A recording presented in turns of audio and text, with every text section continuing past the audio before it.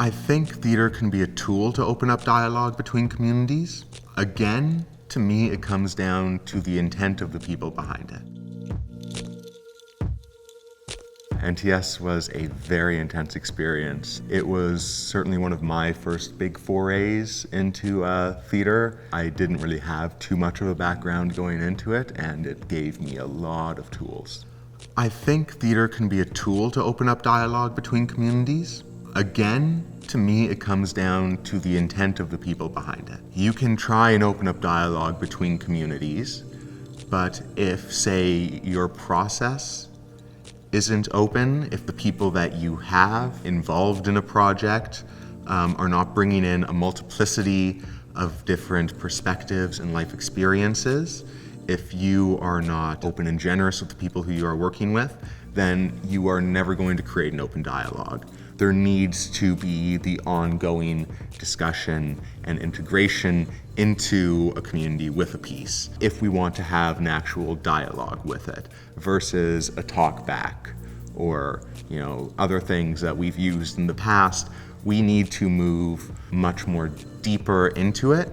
We need to, some ways are having open rehearsal processes. If you are doing a play about a specific community, engage with that community throughout the process of it. Don't just create something and think that the act of creation is enough. Accessibility, there are tools, and I learned all of my skills around it after I graduated from National Theatre School, or the majority of my skills after I graduated from National Theatre School, working professionally. People and organizations working specifically in the realms of disability who gave me those tools.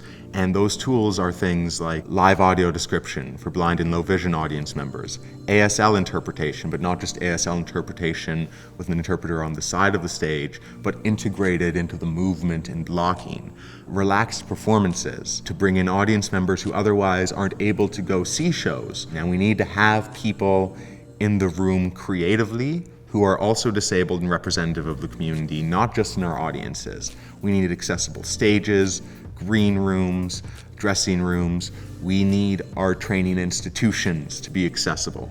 We need people who are able to train these actors in a way that they can adapt and learn to move differently. I had to learn how to move differently as an amputee in movement class at the National Theatre School. It's really about opening it up to everyone, because in the end, if people are lucky enough to live long enough, they will experience disability. And we need to have that understanding now for human reasons. I think theater can be political. I don't think it's always necessarily, but it really depends on the people who are making it, because our job is to be storytellers.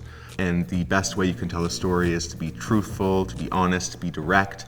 And in order to do that, I do believe that you have to be involved. You have to be aware of what's going on in your world, in your government, in your local communities, and you need to be open and respect and incorporate that when and where you can.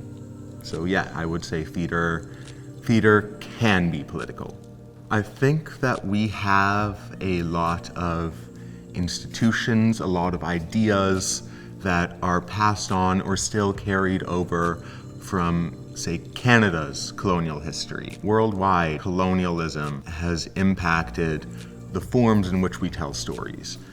We still study the Greeks, which I do consider to be an important thing. In order to understand something fully, you need to understand its history and where it comes from. But there's so much more to that we pass over, and other cultures and things that we ignore. We study the Greeks, but we don't study Arab theater and puppetry and the poetry and the form that was, which I think we see a lot represented in a lot of very cool indie work. We see people using techniques more similar to that or drawing on those histories. The two skills that were the most useful for me during my time at NTS were movement, learning to ground myself in my body, and those classes were so important to me, especially as an amputee and someone who moved differently from the rest of my class. That is what gave me confidence. The second most important thing to me at the National Theatre School was because there was this wonderful freedom and sort of madness to be found in that. And that freedom and that silliness and that look that I got from continues to be one of the things I always go back to.